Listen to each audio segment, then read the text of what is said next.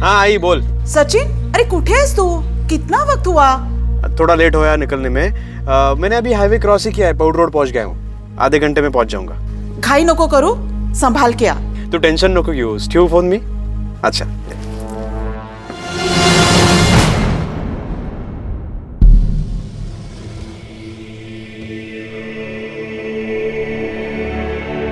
आप जिस नंबर को डायल कर रहे हैं वो काय इस झालं? समय स्विच्ड ऑफ है। अरे क्यों परेशान हो रही हो? आ जाएगा वो। सचिन का फोन बंद आ रहा है। अरे बाबा, उसका फोन का बैटरी बंद हो गया होगा इसलिए। 2 घंटे पहले फोन किया था, बोला था आधे घंटे में पहुंच रहा हूँ। मेरा तो दिल बहुत घबरा रहा है। नमस्कार, आदाब। क्राइम पेट्रोल डायल 100 में आप सबका स्वागत है। हमारे जीवन का हर दिन जिंदगी की आपाधापी में कब निकल जाता है पता ही नहीं चलता।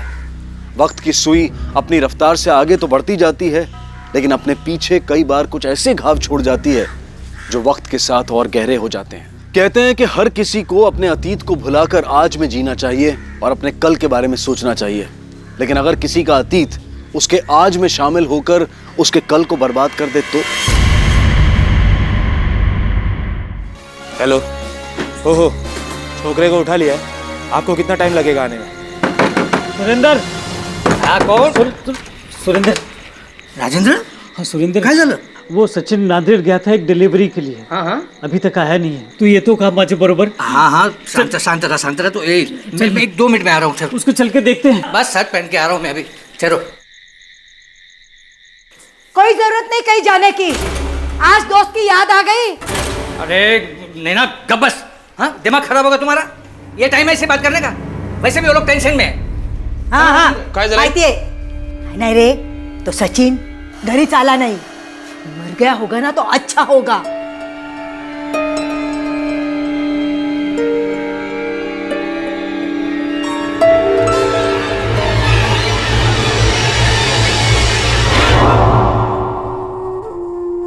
तूने मुझे धोखा दिया है।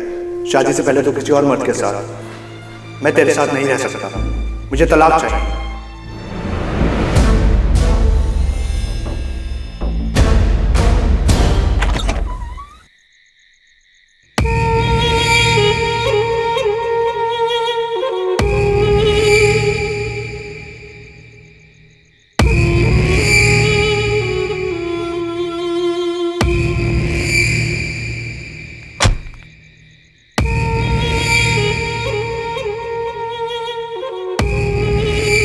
सचिन की काफी देर पहले फोन पर अपनी मां से बात हुई थी। नांदेड़ से वापस लौटते वक्त उसके साथ जो कुछ भी हुआ था उसके घर वाले उससे बेखबर थे। पर यह विद्या कौन थी? उसका इस कहानी से क्या लेना देना था? राजेंद्र और सुरेंद्र सचिन की तलाश में निकल चुके थे। अरे राजेंद्र एक मिनट गाड़ी थांबो। सचिनची तर गाडी नाही। राजेंद्र, अरे ये तो सचिन की गाड़ी है। सचिन। सचिन। सचिन। ओ राजेंद्र। हाँ। अरे इकडे हे देख।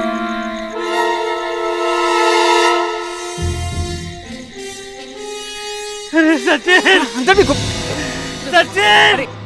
सचिन डिलीवरी देने कहाँ गया था? वो नांदेड़ के पानगिरी गांव में गया था। रेहान, हाँ,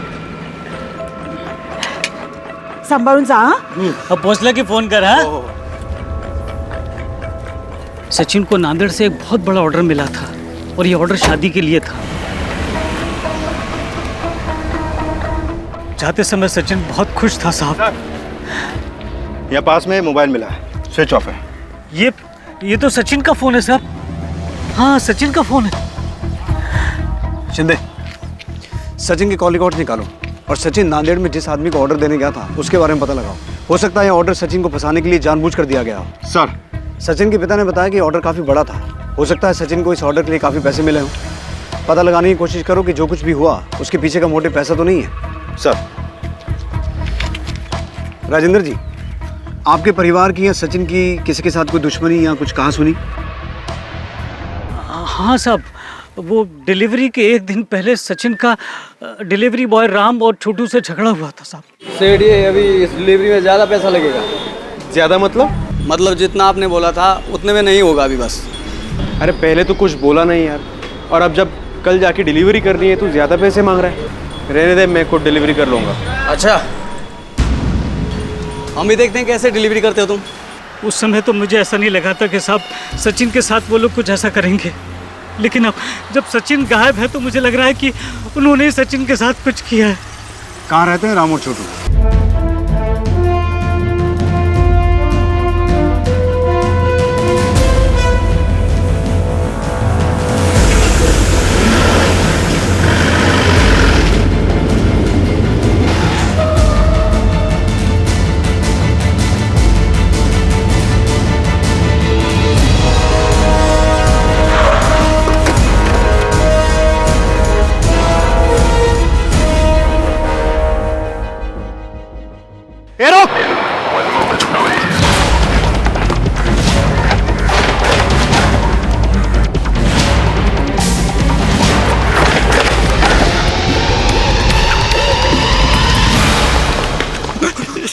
साहब हमने कुछ नहीं किया साहब। हमने कुछ नहीं किया साहब।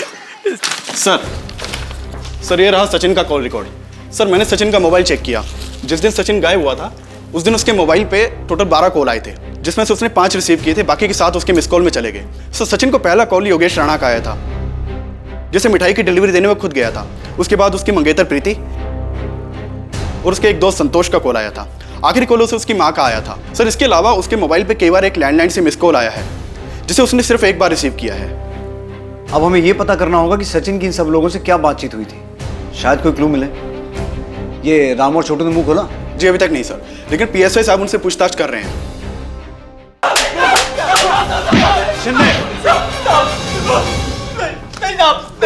कहाँ है सचिन? क्या किया उसके साथ? हमको कुछ नहीं पता साहब। सेठ कहाँ पे? हमने कुछ नहीं किया साहब। कुछ नहीं किया तो भागे क्यों? क्योंकि एक दिन पहले सेठ से बहस हो गई थी हमारी। हमें लगा कि हम लोग हम पे शक करेंगे, हम डर गए थे साहब। जब तक ये सच ना बोले अच्छे से खातिरदारी करो इनकी। सर मिठाई की डिलीवरी कब तक मिलेगी ये जानने के लिए मैंने सचिन को कॉल किया था, और कुछ नहीं सर। हाँ सर, मैंने सचिन को कॉल किया था। हम दोनों कॉलेज से दोस्त हैं। उसका मैसेज आया था कि वो नांदेड़ आ रहा है कुछ डिलीवरी के लिए, तो हमने यहाँ मिलने का प्लान किया। हम दोनों काफ़ी समय से मिले भी नहीं थे। बाद में उसको कुछ लेट हुआ तो उसने प्लान कैंसिल किया सर। मैंने तो उसे इसलिए फ़ोन किया था ताकि वो खाना खा ले। काम के आगे खाने का ध्यान नहीं रहता था उसे। सर मुझे तो लगता है। क्या लगता है आपको? मुझे लगता है कि इन सब के पीछे रूपाली का हाथ हो सकता है। रूपाली? रूपाली सचिन के पापा के दोस्त सुरेंद्र जी की बेटी है। सचिन को पसंद करती है वो। रूपाली की माँ ने तो बवाल ही खड़ा कर दिया था। सचिन ने बताया था मुझे कि रूपाली कोई ना कोई ड्रामा ज़रूर करेगी, इसलिए हमने सचिन के कमरे में एक कैमरा फिट कर दिया था। सबने देखा उसका वीडियो, सबने थूका रूपाली पे।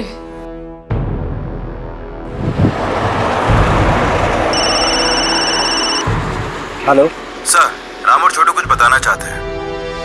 हम लोग राजेश सेठ की बातों में आ गए थे साहब। उन्होंने ही हमको भड़काया और बोला कि सचिन भाव का धंधा अच्छा चल रहा है और पगार बढ़ाने को बोलो। राजेश सेठ का धंधा अच्छा नहीं चल रहा था साहब, इसलिए वो सचिन सेठ से चलते थे। आराम से आराम से आराम से। क्या रे सचिन, राणे का ऑर्डर पहले मुझे मिला था, तूने मेरे कस्टमर पे हाथ क्यों डाला? मैं क्यों किसी पे हाथ डालूंगा भाई? और राणे सेठ ने मुझे पहले ऑनलाइन ऑर्डर दिया है। तू पूछ ना राणे सेठ को, पूछ कि तेरी घटिया मिठाई के ऑर्डर को छोड़ के उन्होंने मेरी टॉप क्लास मिठाई की ऑर्डर क्यों दी, पूछ उनको। अरे धंधे में आके 2 दिन नहीं हुए तुझे और हवा में उड़ने लगा है तू। ऑनलाइन खेलेगा मेरे साथ तू? अभी इंजीनियर है ना तू, वहीं जाके खेलना ये सब। यहाँ मेरा धंधा क्यों चौपट कर रहा है तू? देख राजेश, ये तीखा तेवर ना मिठाई बेचने वाले को सूट नहीं करता। तू भी शुरू करना ऑनलाइन बिजनेस, तुझे किसने रोका है? देख मला खूप उशीर होतोय, बहुत बड़ी ऑर्डर है, मुझे काम करने दे। देखता हूँ मैं अब तुझे। फिर राजेश सेठ ने हमको भड़काया कि हम ज्यादा पैसे की डिमांड करें। हम उनकी बातों में आ गए साहब, लेकिन सचिन सेठ ने हमको नौकरी से निकाल दिया साहब। बस इतनी सी बात है साहब। फिलहाल इन दोनों को जाने दो, लेकिन नजर रखना। सर शिंदे, सचिन के कॉल लॉग में जो लैंडलाइन से मिस कॉल्स थे उसके बारे में कुछ पता चला? हाँ सर, वो कॉल्स किसी पीसीओ से किए गए थे, लेकिन किसने किए वो आइडेंटिफाई नहीं हो पाया। लेकिन शिंदे, इस केस को क्रैक करने के लिए हमें कोई ना कोई लीड तो चाहिए। राम और छोटू के हिसाब से राजेश सचिन से जलता था, और वहीं दूसरी तरफ राजेश की बहन रूपाली किसी भी तरीके सचिन को हासिल करना चाहती थी। इस हिसाब से इन दोनों भाई बहन के पास मोटिव तो है सचिन को किडनैप करने का। कहीं सारे कांड में इन दोनों का हाथ तो नहीं है?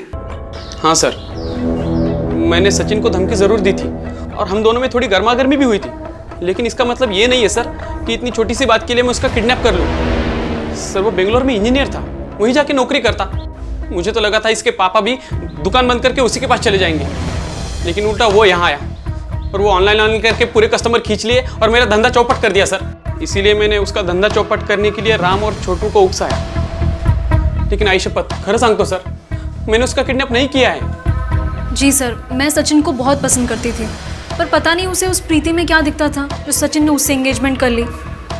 और मैंने सोचा कि शादी से पहले एक आखिरी बार ट्राई कर लूँ, पर सर उसने मुझे कहीं का नहीं छोड़ा और उसके बाद से मैंने सचिन से कभी बात भी नहीं की। और मेरा विश्वास कीजिए, मैंने उसके साथ कुछ भी नहीं किया है। शिंदे, ये जितना सीधा अपने आप को बता रहे हैं उतना है नहीं। हो सकता है ये काम इन्होंने खुद ना किया हो, किसी और से करवाया हो। कड़ी निगरानी रखो इन पर। सर,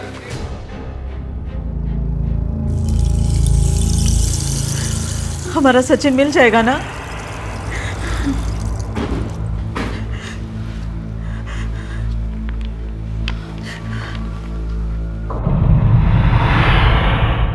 राधिका स्वीट्स हमारी बहुत पुरानी दुकान है। मैं और सुरेंद्र दोनों पार्टनर थे और हमारी दुकान बहुत अच्छी चल रही थी सर।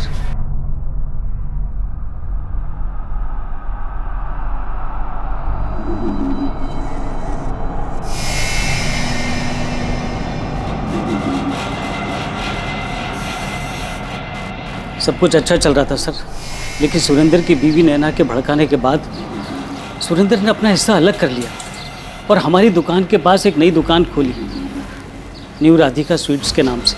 लेकिन उनकी दुकान चली नहीं। इसके बाद सुरेंद्र की बीवी हमसे जलने लगी और उसने अपने लड़के को मेरे लड़के के खिलाफ भड़काया और वो उसका दुश्मन बन गया।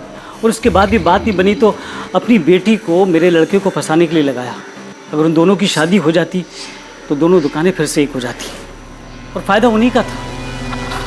देखा, तुम्हारा खास दोस्त है ना वो, क्या सोचता है हमारे बारे में? देखा, एक तो मेरी बेटी को बदनाम कर दिया, धंधा भी छुड़ा दिया, और अब क्या जीने भी नहीं देंगे क्या हमें? कीड़े पड़ेंगे उन्हें। नैना काय है? क्या नैना नैना? जाओ जाके पूछो तुम्हारे दोस्त से क्यों हमें बदनाम कर रहा है। साहब खरं सांगते मी, बहुत पैसे वाले लोग हैं और इकलौता बेटा। साहब हो सकता है ना पैसे के लिए किसी ने उसको उठाया होगा, फिर हम पे क्यों इल्जाम लगा रहे? सर, अभी तक रैंसम का कोई भी कॉल नहीं आया। शिंदे, हो सकता है किडनैपिंग पैसों के लिए नहीं बल्कि किसी पर्सनल रीजन की वजह से की गई हो। सर, क्या इसके पीछे सुरेंद्र की बीवी हो सकती है? क्योंकि जलन में इंसान कुछ भी कर सकता है और हो सकता है कि इसमें उसके बेटे बेटी भी शामिल हो। इन पर 24 घंटे नजर रखो, इनकी मूवमेंट से हमें बहुत कुछ पता चल सकता है। सर, आता मी सोडत नाही बघ। श्रद्धा, ए श्रद्धा, अरे क्या चाहते क्या हो तुम लोग? हाँ, क्या चाहते हो तुम? इतना कुछ किया फिर भी तुम लोगों का मन नहीं भरा? पुलिस में जाके कंप्लेंट कर दिया हम लोगों की। आप लोगों को कैसे पता चला तुम्हारे बेटे को हमने उठाया है? हाँ, अरे कितने झूठे इल्जाम लगाओगे हम पर? कितने लगाओगे? अगर मैंने बददुआ दी ना तो जिंदगी भर अपने बेटे का मुंह नहीं देख पाओगे। नैना, नैना, एक काय बड़े बने लावलस? चल ना बाबा, घरी चल ना। मुझे कोई शौक नहीं है रहने का, इनकी मरूद सूरत देखने का कोई शौक नहीं मुझे। भाई चलो, चल बघून घेईन, पण सोडणार नाही तुम्हाला, सोडणार नाही मी त्यांना, बघून घेईन। अरे इतना बड़ा इल्जाम आप पर, अरे कैसे शांत कर रहे हो आप? वैसे भी जो कुछ भी हुआ आपकी वजह से हो रहा है। मेरी वजह से?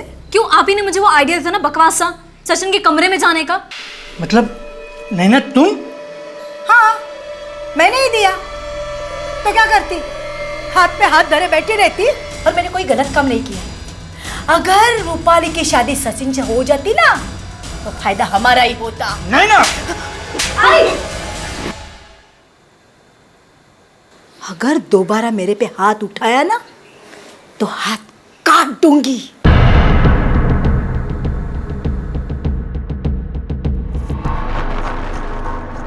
आई एम सॉरी विद्या जी, मैं आपको एलिमनी नहीं दिला पाया। केस पूरी तरह से उनके फेवर में था।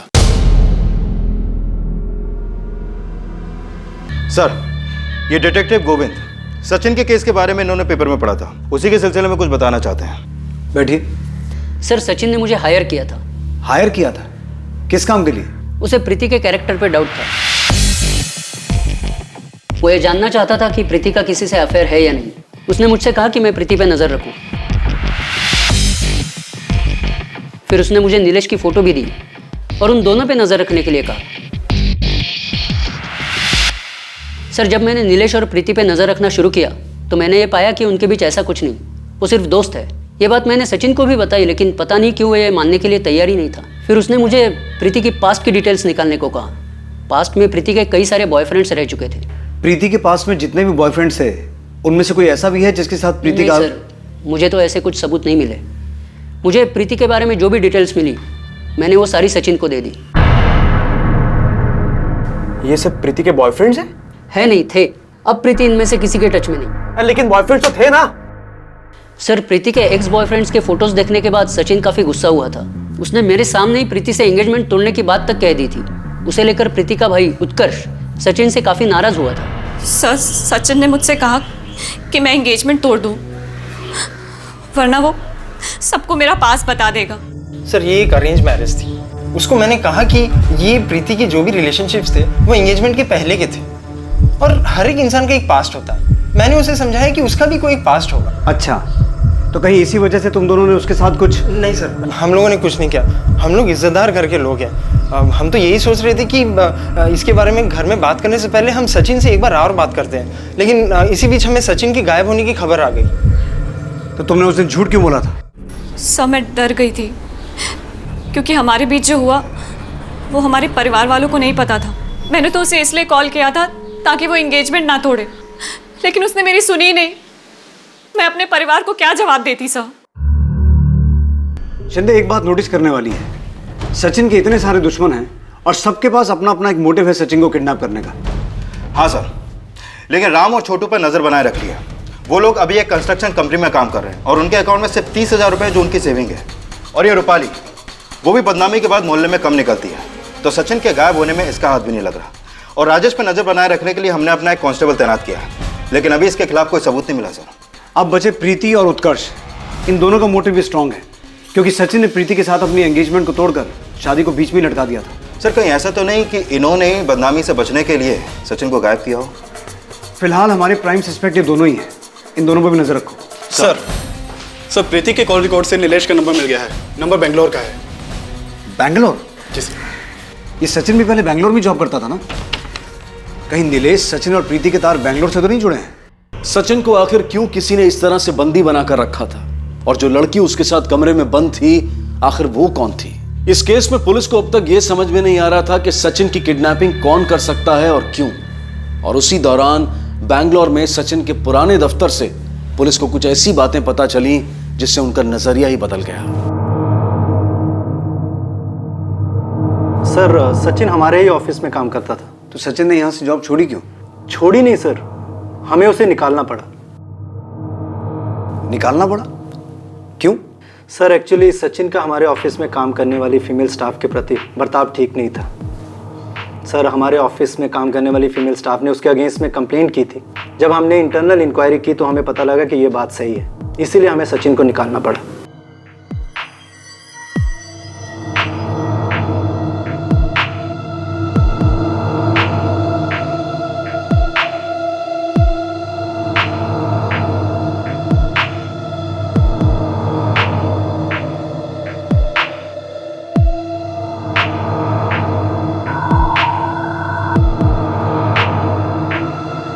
सर, असल हंगामा तो तब शुरू हुआ जब सचिन ने हमारे ही ऑफिस में काम करने वाले एक मेल एम्प्लॉय की वाइफ के साथ अफेयर किया, और वो दोनों हस्बैंड वाइफ हमारे ही ऑफिस में काम करते थे।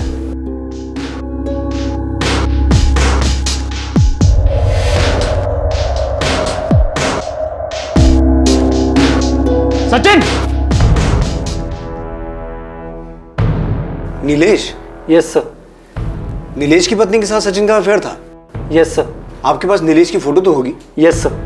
Just a minute sir. Shinde, वो फोटो देना जो उस डिटेक्टिव ने दी थी। सर। सर, नीलेश।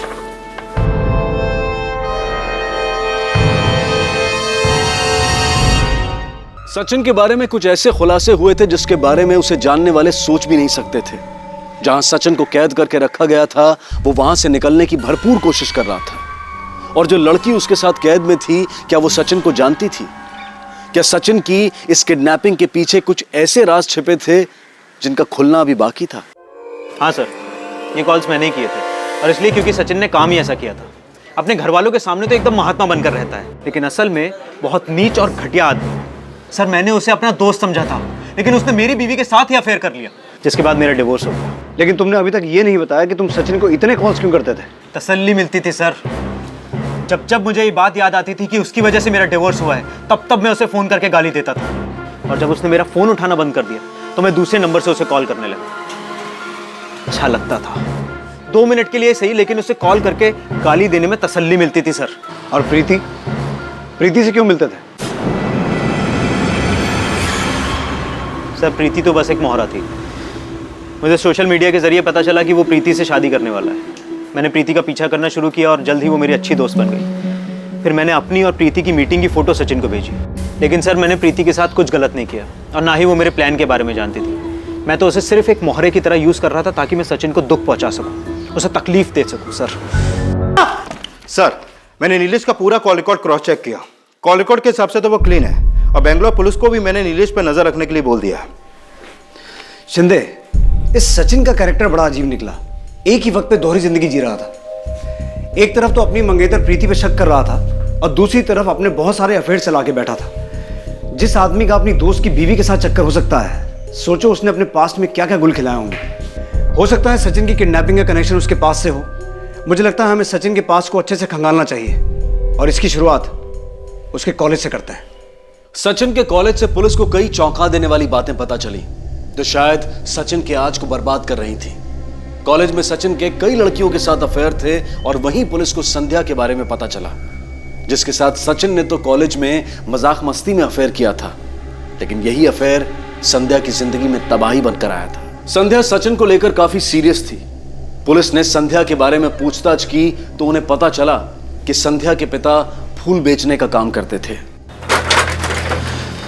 सर, दुकान लॉक्ड है।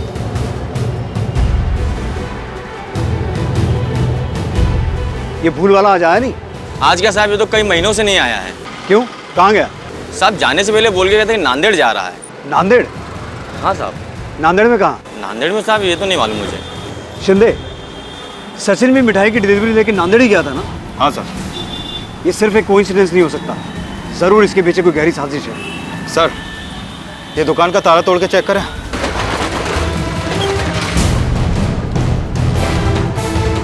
अच्छे से चेक करो, जल्दी। सर।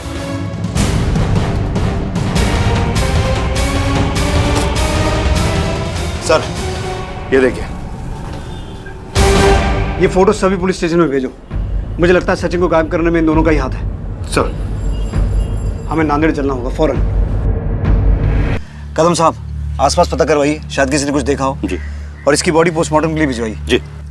कदम साहब, हमें इन दोनों की तलाश है। हमारी इंफॉर्मेशन के हिसाब से ये दोनों नांदेड़ में ही रहते हैं। इस आदमी को तो मैं जानता हूँ।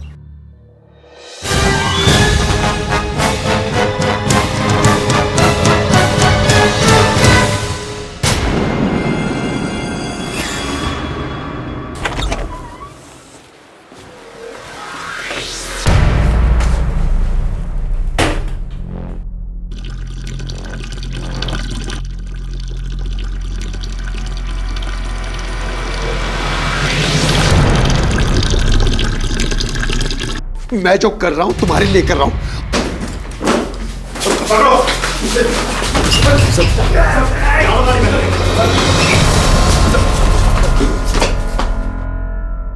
सचिन से क्या दुश्मनी थी तुम्हारी? उसे किडनैप क्यों किया? नफरत करता हूं मैं उस लड़के के नाम से। हैवान था वो, जिंदगी खराब कर दी उसने मेरी बेटी की। उसके चक्कर में मेरी बेटी पागल हो गई साहब। मैं रोज अपनी दुकान से उस सचिन को देखता था, हर हफ्ते किसी नई लड़की के साथ घूमता था और मेरी दुकान से फूल खरीद के उन लड़कियों को देता था। इस बीच पता नहीं साहब कब उसने मेरी बेटी संध्या को अपना शिकार बना दिया।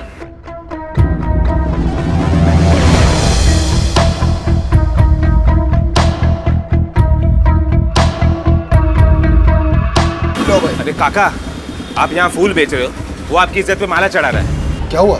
जब हमें पता चला, हमने सचिन को धमकी दी, उसको मारा पीटा भी। सचिन तो संध्या से दूर हो गया, लेकिन संध्या उससे अलग होने के गम में डूबती चली गई। उसका मानसिक संतुलन बिगड़ गया। सचिन ने तो हमारी बेटी से मजाक मस्ती में ये रिश्ता रखा था, लेकिन मेरी बेटी इस रिश्ते को अपना सब कुछ मान चुकी थी।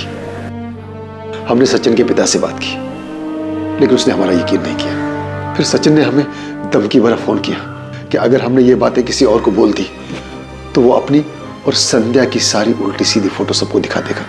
इसलिए हम चुप हो गए, लेकिन शायद भगवान को हमारी मजबूरी दिखी और वक्त की सुई वापस घूमकर अपनी जगह पहुंची। लेकिन अब वक्त हमारा था। सचिन मिठाई की डिलीवरी लेके आया, लेकिन तब मेरे भतीजे प्रसाद ने सुना कि वो शादी करने जा रहा है। बाजू में सचिन, मुझे पता चला कि तुम्हारी भी शादी हो रही है अभी। हाँ, सगाई पक्की हो रही।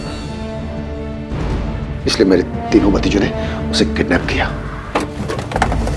कौन हो तुम? क्यों मार रहे हो मुझे? कौन हो तुम? छोड़ो मुझे, छोड़ो मुझे। हमने उसे नहीं मारा साहब। हम तो ये चाहते थे कि वो हमारी बेटी से शादी करे। शायद हमारी बेटी ठीक हो जाती। इससे पहले कि हम सचिन की शादी संध्या से करते। ले चल जल्दी पहन ले। क्यों? क्योंकि तेरी शादी है मेरी बहन के साथ, समझे?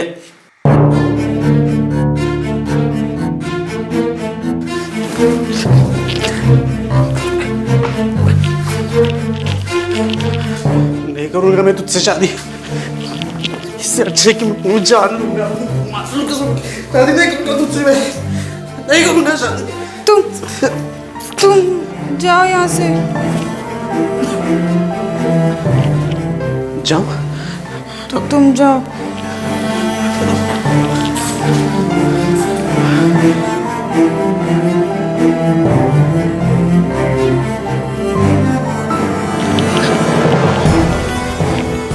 लेकिन जब उन लोगों को पता चलेगा कि तूने मुझे भगाया है तो वो लोग मुझे मार देंगे। और क्या?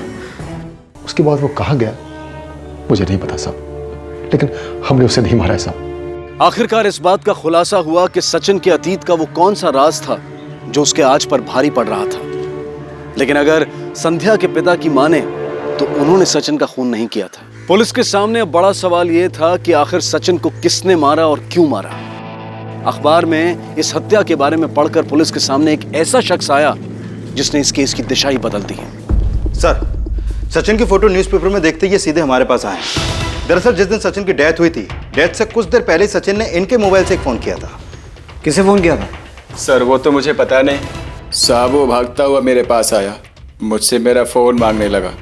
मुझे एक फोन करना है आपके मोबाइल से। शक्ल से काफी परेशान लग रहा था और उसे चोट भी लगी थी। मुझे उस पर दया आ गया और मैंने अपना फोन उसे दे दिया। Thank you. शिंदे, फौरन पता करो इनके फोन से सचिन ने किसे फोन किया था। सर, ये फोन दीजिएगा। जी सर।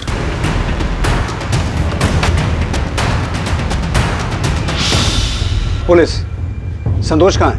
वो तो यहाँ नहीं है सर। लेकिन हुआ क्या है सर? हमें एक मर्डर के सिलसिले में उससे बात करनी है।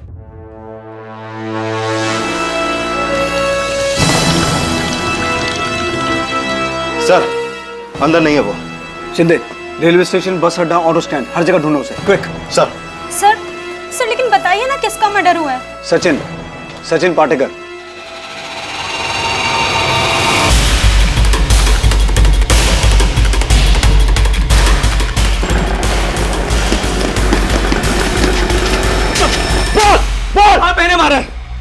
मैंने मारा सचिन को। क्यों मारा? सचिन मेरे भाई संतोष का दोस्त था। वो अक्सर भाई के साथ घर आता था। मुझे सचिन अच्छा लगता था और धीरे धीरे मुझे उससे प्यार हो गया। हालांकि मैं जानती थी कि उसका बहुत लड़कियों के साथ अफेयर है और उसने मुझे प्रॉमिस किया कि वो मेरे बाद किसी और लड़की के पास नहीं जाएगा। उसके बाद मैं प्रेग्नेंट हो गई। ये बात मैंने सचिन को बताई तो मुझे लगा वो मुझसे शादी कर लेगा, लेकिन वो तो मुझे छोड़ के चला गया। मैं बहुत डर गई थी सर, इसलिए मैंने मैंने चुपचाप अबॉर्शन करा लिया। ये बात मेरे अलावा कोई नहीं जानता था। और फिर मेरी शादी हो गई। मेरे पति और सचिन एक ही कंपनी में काम करते थे। दोनों में अच्छी दोस्ती थी और सचिन को तो आदत थी अपने पुराने अफेयर्स के बारे में अपने दोस्तों के सामने डींगे हाँकने की। सचिन ने बिना जाने मेरे पति को मेरी प्रेगनेंसी की बात बता दी, जिससे नाराज़ होकर मेरे पति ने मुझसे डिवोर्स ले लिया। और ये बात मैंने अपने भाई को बता दी। दिमाग खराब हो गया था मेरा जब मुझे ये पता चला। मैं उसे उसी दिन मार देना चाहता था जब वो नांदेड़ आया था। बाद में मुझे पता चला कि वो किडनैप हो गया है। और एक दिन एक अननोन नंबर से उसने मुझे फ़ोन किया। हेलो हेलो संतोष, मैं सचिन बात कर रहा हूँ। यार मैं आता नांदेड़ मध्ये बहुत बड़ी मुसीबत में हूँ यार। मैं मुझे किस लोगों ने किडनैप किया था। मैं पुलिस के पास नहीं जा सका क्योंकि सचिन फ़ोन पर अपनी जान की भीख मांग रहा था। मैं तो इसी इंतजार में था कि कब उस कुत्ते को तड़पा तड़पा के मारूं, अपनी बहन की, अपने परिवार की इज्जत का बदला लूं। थैंक्स यार, तू आ गया।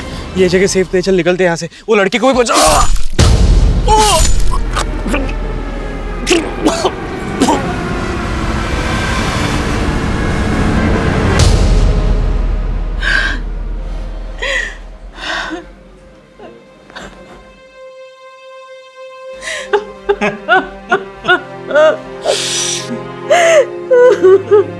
आपने कई बार ये सुना होगा, जैसी करनी वैसी भरनी। आज का ये केस इस कहावत को सच साबित करता है।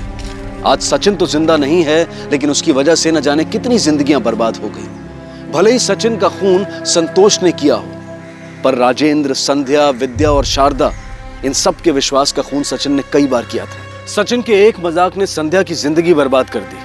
वो आज भी पूरी तरह से दिमागी तौर पर ठीक नहीं हो पाई है। जरूरत है कि हम अपने नजरिए को बदलें और रिश्तों की कदर करना सीखें।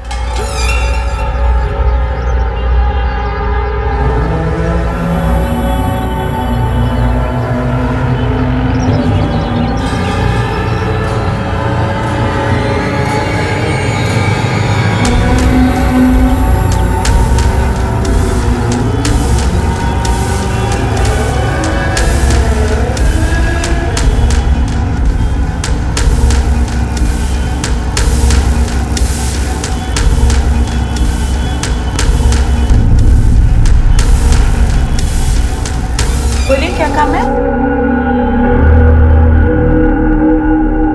इतने अबॉर्शन करते कहाँ? बताइए, किसका करवाना है? माचा वहीनी। अच्छा, कितने पैसे लगेंगे? वैसे तो 10,000 लगते हैं अगर पति और फैमिली हो तो।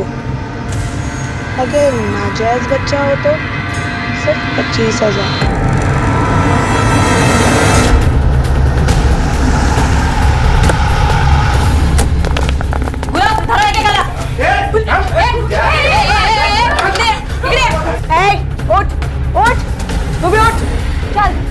इल्लीगल अबॉर्शन का धंधा चलता ना यहाँ पे।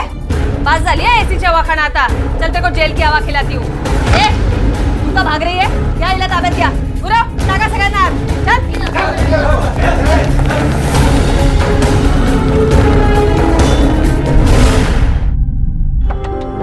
वृंदे, वृंदे,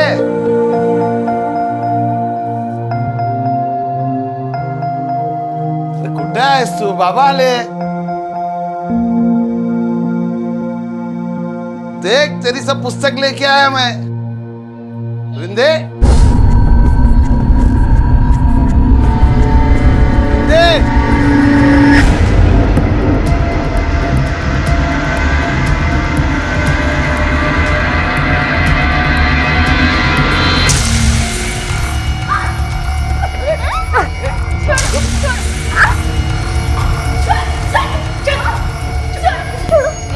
काय चाललंय? मॅडम, ये भाग रही थी मॅडम।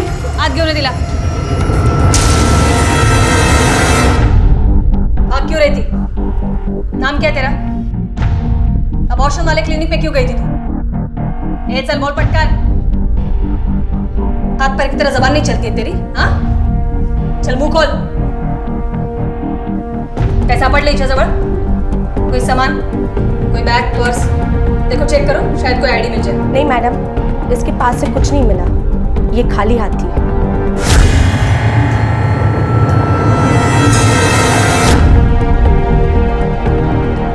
ये खून कैसे लगा? बोलो फटाफट। खाकर बोलोगी या बिना खाए? चल बोल।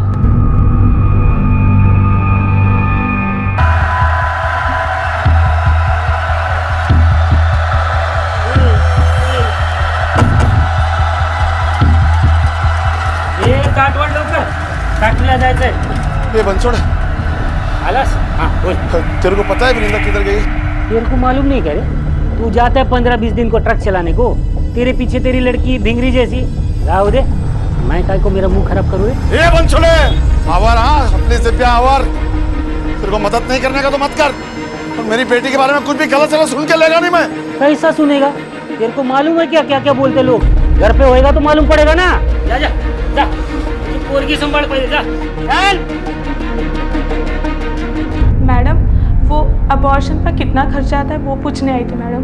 खुद का अबॉर्शन कराने आई थी? नहीं मैडम, उसने तो कहा था अपनी भाभी का अबॉर्शन करवाना है, लेकिन मुझे जहाँ तक लगता है वो अपने अबॉर्शन के लिए ही आई थी। लड़की की प्रेगनेंसी टेस्ट कराओ तुरंत। मैडम, लड़की की प्रेगनेंसी रिपोर्ट पॉजिटिव आई है। चलो कुछ मत बोलो, अपने घर का पता बोलो। माँ बाप इंतजार कर रहे होंगे तुम्हारा, घर छोड़ देते। देखो अगर कुछ नहीं बोलोगी तो यहीं बिठा के रखेंगे। क्यों? मैंने क्या किया है? जहाँ पर तू पकड़ी गई उस क्लिनिक में इलीगल एबॉर्शन होता था। पर मैं वहाँ काम नहीं करती। तो क्यों गई थी वहाँ पर? अबॉर्शन कराने? नहीं नहीं। देखो तुम्हारी टेस्ट से पता चल गया कि तुम प्रेग्नेंट हो। चल बोल, लफड़ा क्या है अभी? लफड़ा नहीं है मैडम, प्यार है मेरा। तो ये बच्चे को क्यों गिराना चाहती हो? नहीं मैडम, मैं गिराने नहीं गई थी, मैं और मेरा पति तो ये बच्चा चाहते हैं। क्यों आ रहा तू मेरे पेट में? आगे क्या कम मुसीबत थी मेरे पास? तुम भी आ गए उसको बढ़ाने के लिए। पति? शादी हो गई है तुम्हारी? जी। उम्र क्या है? 21 साल। लगती तो 18-19 साल की है। नहीं साहब, सच बोल रही हूँ, 21 साल की हूँ मैं। और ये खून तेरे कपड़ों पे कैसे लगा? चल बोला भी। वो मैडम, मेरी तबीयत खराब थी ना, तो मेरा पति खाना बना रहा था तो उंगली कट गई उसकी, उसी का खून लगा। चल ठीक है, फोन लगा पति को, बात करा। फोन नंबर याद नहीं है। घर मोहल्ला गली नंबर कुछ तो याद होगा, या मैं मेरे तरीके से याद दिलाऊं? याद है, राज पाटिल नाम है इनका, नाग थाने में रहते हैं, मकान नंबर 65।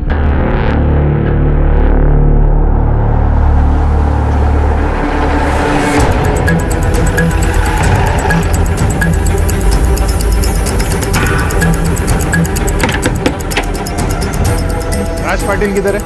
राज पाटिल इथे आम्ही राहतो साहेब, और रमाने सरने में हमारा। हो साहब, मैं सचिन रमाने और ये मेरी बाइक को कुसुम रमाने। घर के कागजात और आईडी प्रूफ दिखाओ। हो साहेब, मैं अभी लेके आती हूँ। पर हुआ क्या है सर?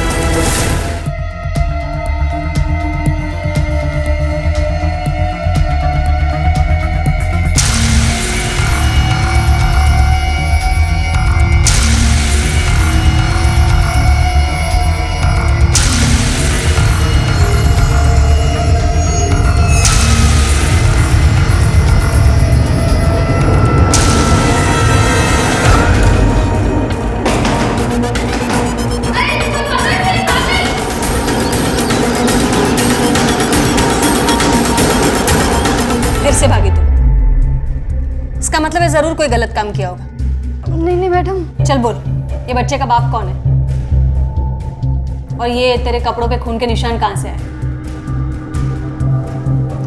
देख तू पेट से है इसलिए बहुत नरमी से पेश आ रही हूं मैं। अब बोल दे वरना मैं भूल जाऊंगी तू पेट से है। अब बोलेगी या फिर? बताती हूँ मैडम, मैं सब बताती हूँ।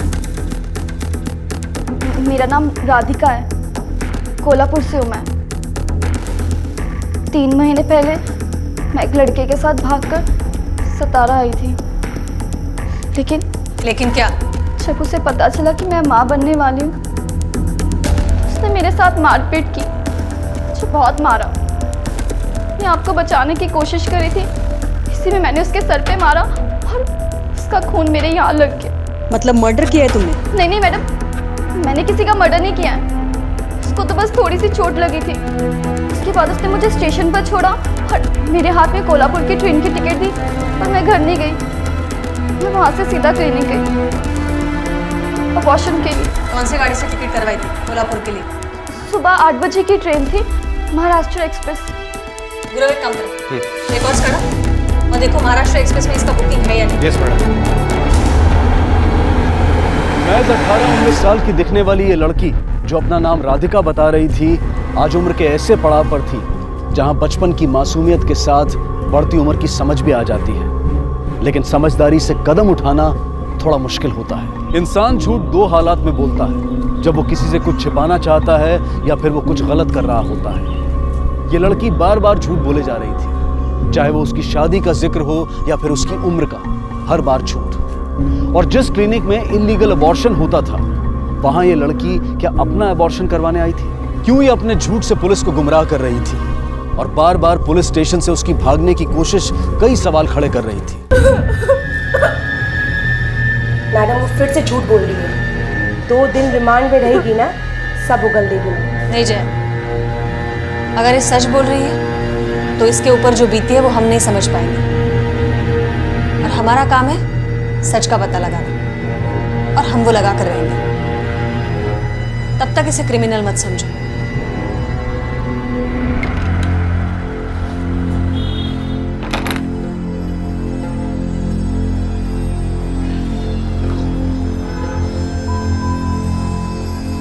हे देवा, कुठे शोधू या पोरीला? कुठे शोधू? राधिका, ये तुम इस दलदल में फंसी कैसे? तुम्हारे साथ कब से ये सब हो रहा है, तो तुमने पुलिस में कंप्लेंट क्यों नहीं लिखवाई? आई हमेशा कहती थी कि तू खूब पढ़ना, खूब नाम कमाना, क्योंकि यहाँ पर गरीब और मजबूर लोगों का फायदा उठाने वाले बहुत लोग हैं। मैं भी वही करना चाहती थी। आई के जाने के बाद मैं हमेशा केदारेश्वर मंदिर में जाया करती थी। वही मिली थी वो मुझे, हल्का मौसी। काय झाला? क्यों रो रही है? बोल। मेरी आई का देहांत हो गया, उनकी बहुत याद आती है। देवा, तू रो मत। हाँ, रोने से कुछ नहीं होगा, समझना, मैं तेरी आई हूँ। अच्छा एक बात बता, तो यहाँ मंदिर में रोज आती है? मैं भी अब रोज आया करूँगी। मैं तेरी माशी, मतलब माँ जैसी। हाँ, तू रो मत।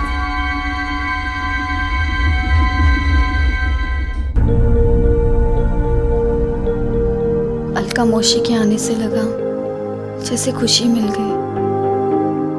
उनका मेरे लिए अच्छे अच्छे गिफ्ट लाना, मेरा ख्याल रखना, उनके आने से लगा जैसे माँ की कमी पूरी हो गई।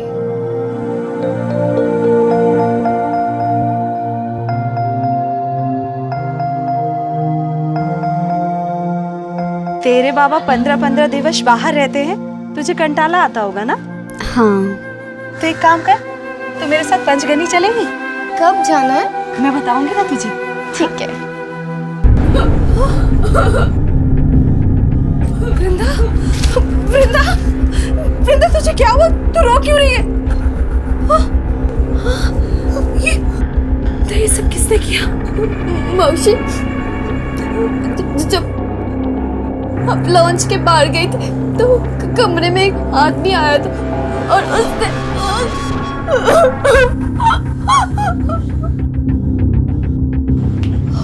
देवा,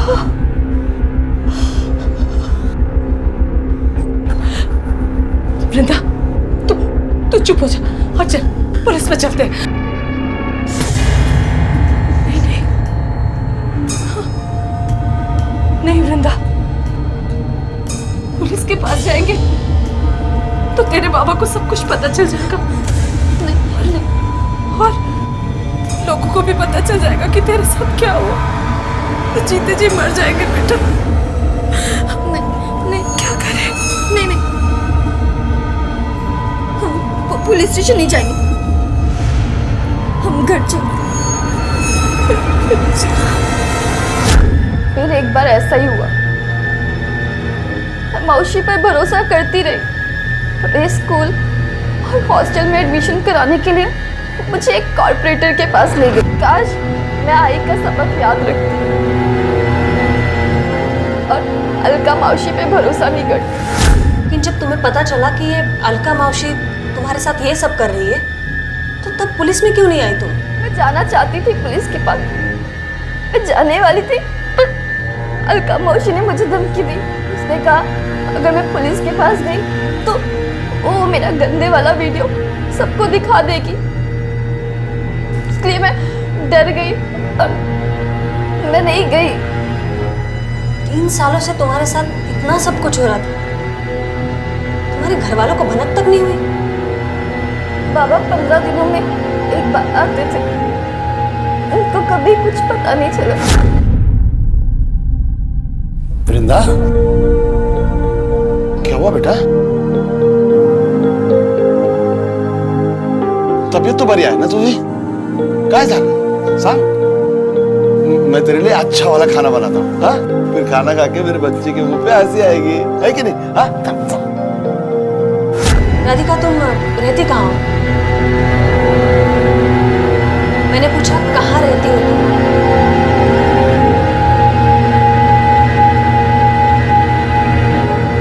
कुछ याद नहीं है।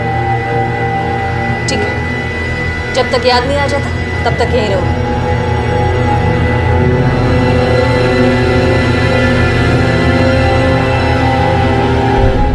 मैडम, इस लड़की को किसी भी रेपिस्ट का नाम पता नहीं, और जितने भी लोग हैं सब बड़े पोस्ट वाले लोग हैं, तहसीलदार, कॉर्पोरेटर, सरपंच। गुरव, हमारी वर्दी पोस्ट नहीं देखती है, उसके लिए इंसान की 2 ही कैटेगरीज है, क्रिमिनल और इनोसेंट। मैडम, वो जितनी भोली दिखती है ना वो है नहीं।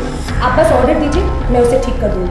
नहीं जया, एक काम करो, केदारेश्वर मंदिर भेजो किसी को ये लड़की की तस्वीर लेकर। ये मौसी बहन जी का मेल मिलाप इसी मंदिर में होता है, इस लड़की का सच इसी मंदिर के आसपास होना चाहिए।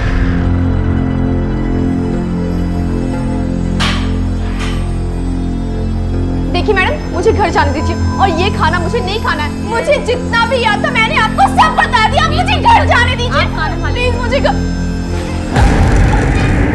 चला मुझे चला, बहुत मत कर लिया तू। हाँ बच्चे, हाँ, ये तमाशा यहाँ नहीं चलने वाला है।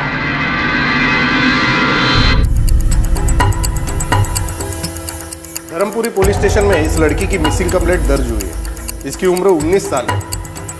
इसके बाबा को मैंने पूछताछ के लिए बुलाया है। और हाँ मैडम, इसका नाम राधिका है ही नहीं, वृंदा है। मैंने कहा ना मुझे खाना नहीं खाना है। वृंदा,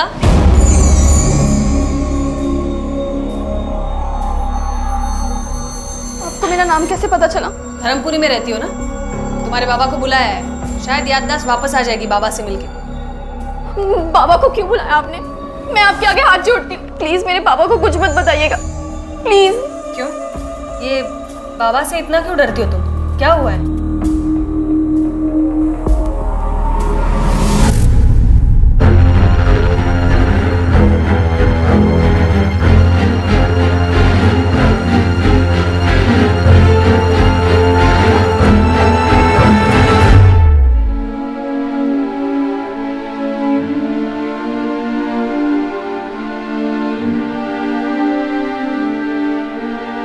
हे देवा, हे पांडुरंगा, ऐकलीस तू माझी हाक, ऐकलीस माझी बरी आहेस ना तू वृंदा? हाँ, तू यहाँ पुलिस थाने में क्या कर रही? मैं बताती हूँ।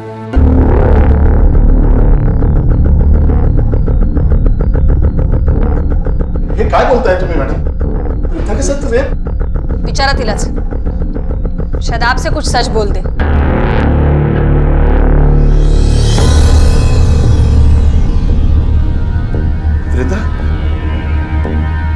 काय ऐकतोय मी? क्या हुआ है तेरे साथ? क्यों नहीं बोलती सच तू? हाँ? और तू 3 महीने से हे देवा। पापा, मैंने मैडम से झूठ बोला था, मेरा कोई रेप नहीं हुआ। पापा, मैं आपको बताना नहीं चाहती थी कि मैं पेट से हूँ। पता नहीं, पता कौन है वो? बोलना कौन है जिसने तेरी जिंदगी खराब की? कौन था पोरा है? बोल। गोविंद का लड़का राजू, जिसके साथ तू स्कूल में पढ़ती थी। सावित्री का लड़का अखिल, हमेशा तेरे को नजर गड़ा के देखता था। 2-3 बार छेड़ा था ना तेरे को उसने? बोल, अरे बोल ना।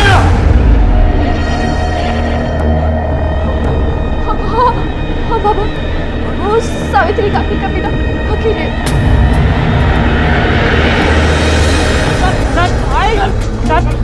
ऐका तरी साहेब, कमी हो गया होगा साहेब। स्टेशन लाया साहेब, छोड़ो ना मेरे बेटे का साहेब। आशिकी का बुखार चढ़ा है ना तुझ पे? हाँ, ये वृंदा का बाप 15-20 दिन घर से बाहर रहता था, पता था तुझे? किस चीज का फायदा उठाया तूने? बोल बोल। नहीं मैडम, हम सिर्फ पड़ोसी हैं, मैंने तो उसे हाथ तक नहीं लगाया। हाँ, बस उसे देखता था।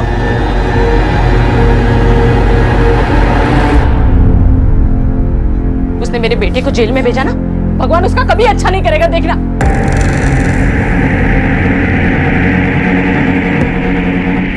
काला करके और मेरे बेटे को जेल में भेज दिया तूने। ये इसने क्या किया? पुलिस उसका पता लगा रही है। अगर मेरे बेटे को कुछ हुआ ना तो मैं छोड़ूंगी नहीं। खबरदार चल भाई, तू चल। मैं छोड़ूंगी नहीं तुझे। हाँ जा जा। हाँ चलो आ बेटा। ये बस इतना।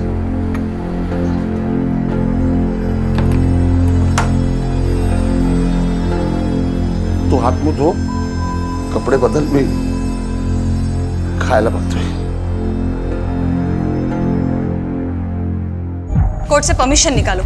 और एक बात, ये वृंदा की प्रीनेटल डीएनए पैटर्निटी टेस्ट करवाओ, उससे तो पता चल ही जाएगा बच्चा अखिल का है या नहीं। Yes madam.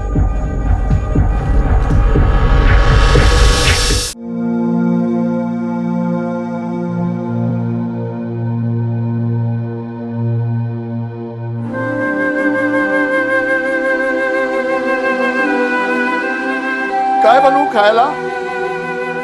झुणका करूं कि बैंगन? बोल ना। तेरे हाथ का अच्छा लगता है ना तेरे को?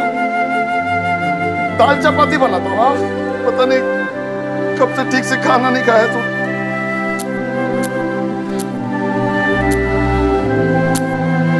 पापा,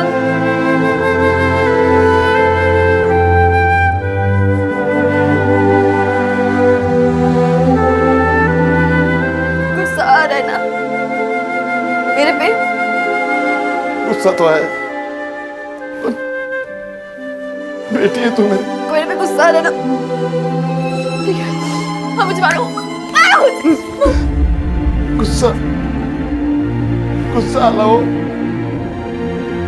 मैं कभी तेरे को गुस्से में आग बड़ी करके भी नहीं देखा, फिर आज अपने कलेजे के टुकड़े को कैसे चोट पहुंचा सकता?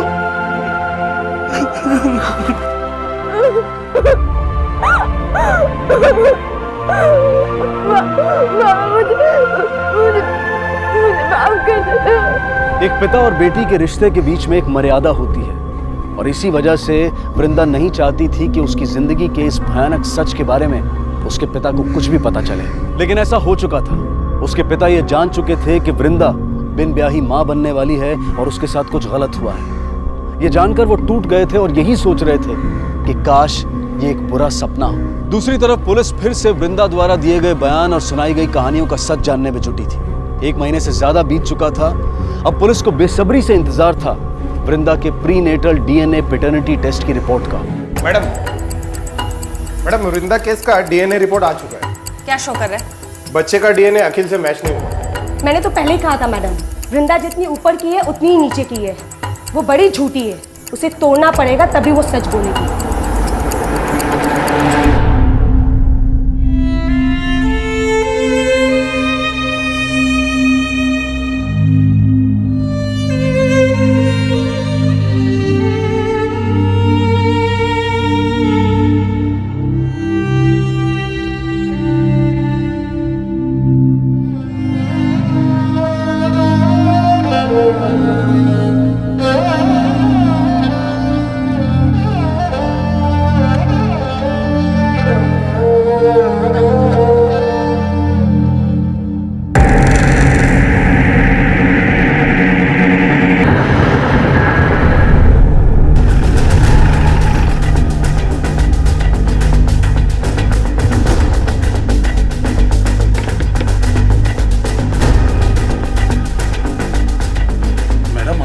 वृंदा को बुलाइए। लेकिन हुआ क्या है? वही जो आज तक होते आया है। आपकी बेटी ने फिर से एक बार झूठ बोला है। ये सच नहीं है। मेडिकल रिपोर्ट के हिसाब से आपकी बेटी के पेट में पलने वाला बच्चा अखिल का नहीं है। मेरी बेटी इतना बड़ा झूठ नहीं बोल सकती। आप फिर से जांच करवाइए। आप वृंदा को बुलाइए। अब टेस्ट करने की बारी उसकी है।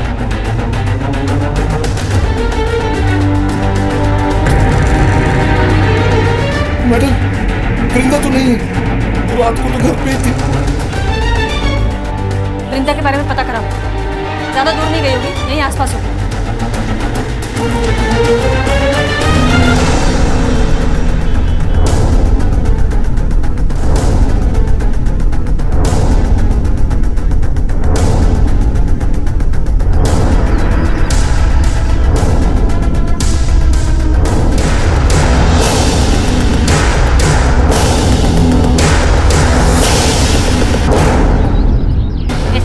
लड़कियों की वजह से हमारी बहू बेटियां बिगड़ सकती है। तुम लोग को यहाँ रहने की लायक नहीं है। तुम लोग निकालो इन दोनों को यहाँ से। भागो यहाँ से। पेट में जिसका बच्चा लेके घूम रहे हैं उसका नाम भी मालूम नहीं है। हाँ निकलो बाहर, निकलो तुम लोग। रहने की जरूरत नहीं है यहाँ पे। क्या चल रहा है? हाँ तमाशा इकडे चला आप आपल्या घरी। ए चल ना, चल चल चलो अंदर चलो। तूने सोचा ही नहीं कि तू नहीं रहेगी तो मेरा क्या होगा? बाबा का ख्याल नहीं आया तेरे को? आपके बारे में ही सोच रही थी, इसीलिए घर छोड़कर गई। मेरे बारे में सोचती है ना तो मेरे लिए जी। बता दे मैडम को सब कुछ सच सच। मैडम, मैंने जो आपको पहले बताया था वही सच था। मेरे साथ 20-22 लोगों ने रेप किया। तो फिर तुमने जो कहा था कि ये तुम्हारे पेट में अखिल का बच्चा है, वो मैंने झूठ बोला था। मैं नहीं चाहती थी कि मेरे बाबा को पता चले कि उनकी बेटी के साथ 20-22 बार गलत हुआ है। बाबा सह नहीं पाते। अच्छा, ये अलका तुम्हें कहाँ ले जाती थी? नहीं, अच्छे से याद नहीं है। अलका मौसी आती थी मुझे लेने और वही छोड़कर जाती थी। माँ बाप को पता चलेगा तो क्या होगा? सोसाइटी में बात फैल गई तो लोग क्या कहेंगे? ऐसी ही डर की पट्टियों को शातिर गुनहगार अक्सर मासूमों के मुंह पर लगाकर उन्हें चुप करा देते हैं और अपने फायदे के लिए उनसे मनचाहा काम करवाते हैं। आखिरकार वृंदा के झूठे स्टेटमेंट्स के उलझे हुए धागों में से जो एक सच का धागा पुलिस के हाथ लगा, वो था उसके साथ 20-22 बार किए गए बलात्कार का सच। क्या वाकई में कोई अलका मौसी थी जिसने अपने फायदे के लिए वृंदा का इस्तेमाल किया था और उसे सरपंच और मास्टर जैसे लोगों को बेच दिया था? या फिर इस बार भी सच कुछ और ही था? पुलिस के लिए ये चुनौती थी कि इतनी बार झूठ बोलने के बाद भी क्या वृंदा पर फिर से भरोसा करना ठीक था?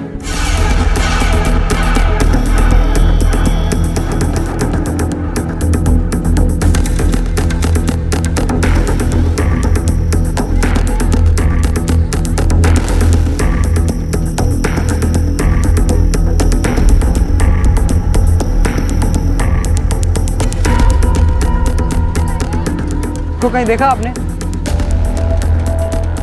जी हाँ, मैंने इसे 1-2 बार देखा है। मंदिर में आते हुए एक लड़की से बात कर रही थी। ये लड़की है वो? जी हाँ, यही है। कि वृंदा ने पहली बार वाकई हमसे सच कहा है और उसका यही सच हमें रेपिस्ट के गले तक पहुंचा सकता है। मुर्गी कितनी निर्लज है ना, काय बोलूं, कहाँ मुंह काला किया होगा पता नहीं, तो भी मुंह उठा के चलती है वो। बाप भी तो वैसे ही होगा ना, 15-15 दिन बाहर रहता है, कहाँ मुंह मारा होगा पता नहीं उसने। इसको और इसके बेटी को ना जहर खा के मरना चाहिए।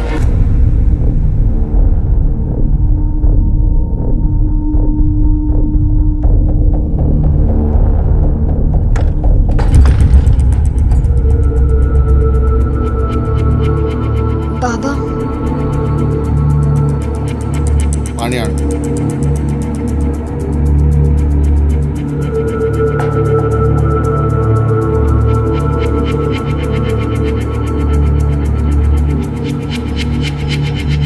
बाबा पानी।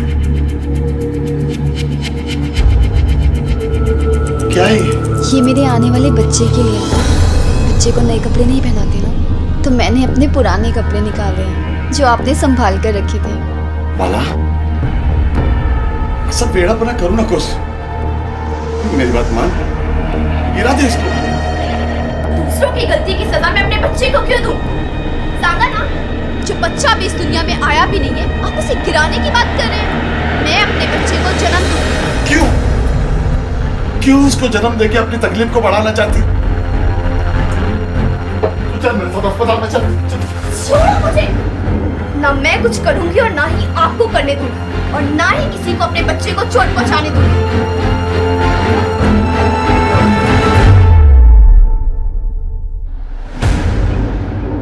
मैडम सारे बार में, रेस्टोरेंट्स में, रेड लाइट एरियाज में उसकी स्केच भेजी, लेकिन अलका का कहीं कोई क्लू नहीं मिला। ये लड़की इस मैटर को घुमा रही है, लेकिन क्यों?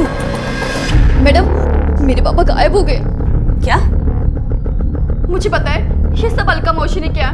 शायद उसको पता लग गया होगा कि मैंने उसकी गंदी करतूतें आपको बता दी है, और उसी बात का बदला लेने के लिए उसने मेरे बाबा को गायब किया। उसके अलावा ये काम और कोई नहीं कर सकता, मैं जानती हूँ। ये तुम्हारी अलका मौसी 3 साल से तुमसे गलत काम करवा रही है। उसकी एक भी डिटेल नहीं है तुम्हारे पास। जिन लोगों ने तुम्हारे साथ गलत किया है उनकी भी कोई डिटेल्स नहीं है। हम लोग कैसे पहुंचेंगे उन तक? देखो, अभी भी कुछ छुपा रही हो तो बता दो। मैं कुछ भी झूठ नहीं बोल रही हूँ, मैं सब सच बोल रही हूँ।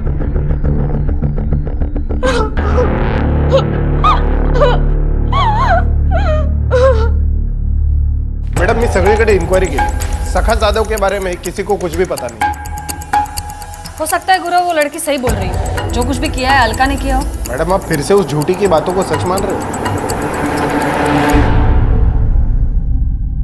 देखो, तुम्हारे साथ जो कुछ भी हुआ है वो गलत हुआ है, लेकिन तुम थोड़ा याद करने की कोशिश करो। जितना क्लियर तुम हमें बताओगे उतना जल्दी हम उन दरिंदों को पकड़ पाएंगे। अच्छा ठीक है, ये उस जगह जाने में कितना समय लगता था? 3 घंटे शायद। वहाँ एक गांव था जहाँ सरपंच जी का घर था। सरपंच जी, ही बघा मुलगी।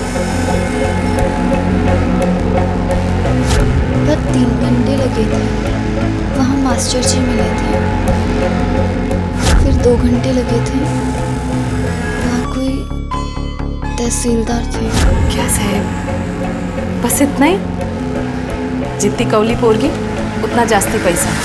गुरु एक काम करा, ये सातारा से 2-4 घंटे पर जितने भी गांव हैं, उस गांव से सारे तहसीलदार, सरपंच, मास्टर, नेता, ये टाइप के लोगों की फोटो और डिटेल्स निकालो। मैडम आपको लगता है ये सब सच होगा? गुरु, अगर ये लड़की सच बोल रही है ना, तो ऐसी कई लड़कियां होंगी इस दलदल में, और उन्हें बचाने के लिए व्हाइट कलर की सफेदी भी चेक करनी पड़ी ना, तो भी मैं करूँ।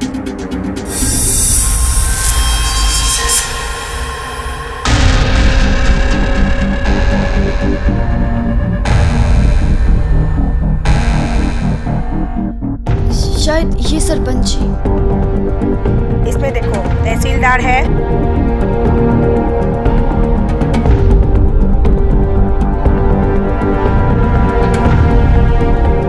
मैडम ये हर बार शायद बोल रही है, ऐसे में उन लोगों की पूछताछ करना ठीक होगा? इस लड़की को पहचानते आप? कौन है ये? इस लड़की का रेप हुआ है, और जिन लोगों ने रेप किया है उनमें से एक आप है, ऐसा इसका कहना है। मैडम, आप यहाँ तक आके ऐसी बातें करके मेरा नाम खराब करने की कोशिश कर रही है। आप लोग जरा भी दिमाग नहीं लगाते ना, बस ऐसे ही चले आते हैं। इस लड़की का तो पता नहीं, लेकिन दोबारा अगर मेरे ऊपर आरोप लगाया तो आप पर ही हरेसमेंट के केस ठोक दूंगा। कैसी बात कर रहे हैं sir? Sir I am a teacher, हम बहुत इज्जतदार लोग हैं। सर मैंने अपनी पत्नी को छोड़ के किसी भी महिला को हाथ तक नहीं लगाया। गुरु एक काम करा, सबके कॉल डिटेल्स निकालो और देखो कोई ऐसा एक नंबर है जो सबसे कनेक्टेड है। Yes madam. ये अलका ने सबको 1-2 बार तो पक्का फोन किया होगा। मैडम एक लेडी आई है, उसे वृंदा के बारे में कुछ बात करनी है। बुलाओ। Okay ma'am. मैडम मैं वृंदा की पड़ोसी हूँ। जब उसका बाबा गायब हुआ उससे एक रात पहले उसके घर से काफी आवाज आ रही थी। सखा वृंदा से बच्चा गिराने की बात कर रहा था। चल मेरे साथ अस्पताल में चल। छोड़ो मुझे, ना मैं कुछ करूंगी और ना ही आपको करने दूंगी, और ना ही किसी को अपने बच्चे को चोट पहुंचाने दूंगी। मैडम मुझे तो लगता है इसमें कहीं ना कहीं वृंदा का ही हाथ है। मैडम मेरी आई भी नहीं है, सिर्फ बाबा है। मैं अपने बाबा के साथ बुरा कैसे कर सकती हूँ? कर सकती हो, क्योंकि अब लाइफ में तुम्हारे कोई नया आने वाला है और वो है तुम्हारा बच्चा। अब तक तो अबॉर्शन करने वाली थी और अब ये बच्चा रखने की बात क्यों? दूसरों के गलत काम की सजा मैं अपने बच्चे को दूं? हेलो मैडम उन सब लोगों के कॉल रिकॉर्ड में एक कॉमन नंबर मिला है, पुणे का कोई गजानन शिर्के नाम का। ठीक है।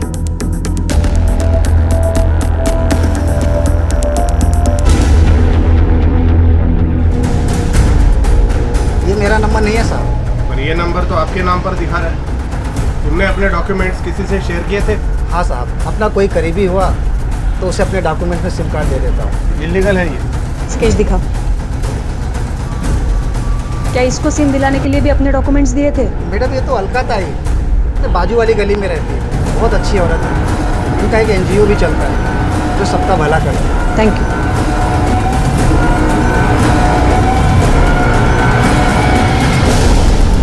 चलाओ ना। हाँ वो वाली देखो। लोगों में से अलका कौन है? मैं हूँ अलका। काय झालं मैडम? हो मैडम, सातारा के केदारेश्वर मंदिर में मिली मैं उससे। एक कोने में बैठी रो रही थी। वो मुझसे बोली कि उसकी माँ मर चुकी है, बाबा बहुत बीमार है, पैसे भी नहीं है। 2000 रुपये दिए मैडम। और एक दिन मैं उसके घर भी गई उसके बाबा को देखने। बाबा तो अस्पताल में है। पर आस पड़ोस वालों ने बोला कि उसके बाबा तो बिल्कुल ठीक है, बीमार ही नहीं है। झूठ बोली वो मुझसे। अब मुझे झूठ से सख्त नफरत है मैडम। मैं उसके घर वापस गई पर बोली देख बहुत हो गया तेरा नाटक, मेरे पैसे वापस कर दे वरना मैं पुलिस में जाएगी। शायद इसीलिए उसने झूठ बोला आप लोगों से। Thank you.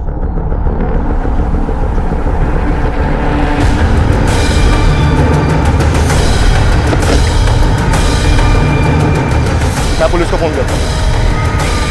Hello police station. बोल बता, सच सच बता, तेरे को किसने भेजा था? बता किसने भेजा था तेरे को? बता। बोलता हूँ मैं साहब, बताता हूँ। हाँ बोल। अलका मोहसिन भेजा साहब, वृंदा और उसके बच्चे को मार देंगे। मैं कुछ नहीं करी। आप मैडम मेरी बात तो सुनो। वो लड़की 1 नंबर की झूठी है मैडम। वो सब कुछ झूठ बताया उसने मेरे बारे में। मैंने कुछ नहीं किया मैडम।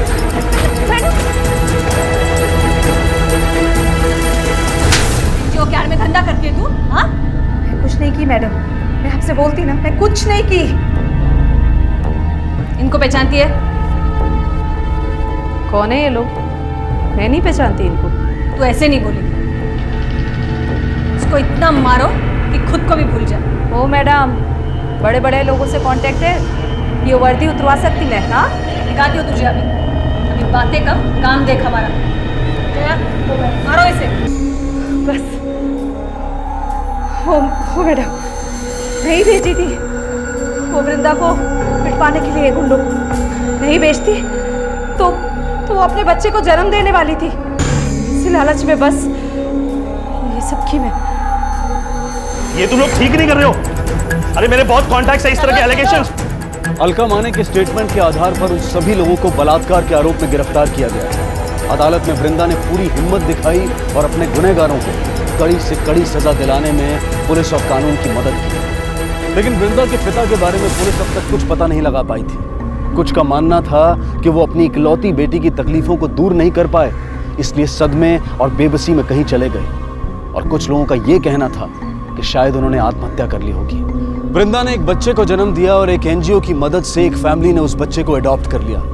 अब वृंदा ऐसी एक एनजीओ के साथ जुड़कर अपनी पढ़ाई कर रही है और साथ ही अपने जैसी न जाने कितनी मासूम लड़कियों की मदद करती है, उनकी हिम्मत बनती है। हमें दिल से अपनाने वालों और अपने फायदे के लिए अपना बनाने वालों के बीच के फर्क को सही वक्त पर जानना और समझना बेहद जरूरी है। जिंदगी में कुछ आसान नहीं होता है। जो काली रात में हिम्मत से संघर्ष करता है वही उजाला बनकर चमक उठता है। इसी विचार के साथ अब मैं अनूप सोनी आपसे विदा लेता हूं। फिर मुलाकात होगी अगले एपिसोड में जुर्म की एक और कहानी के साथ। तब तक अपना और अपने परिवार का ख्याल रखें और देखते रहें क्राइम पेट्रोल डायल 100। सबक एक को सीख हम सबको। जय हिंद। क्राइम पेट्रोल्स के और भी दिलचस्प कहानी देखने के लिए हमारे चैनल को सब्सक्राइब करें और बेल आइकॉन दबाना न भूलें।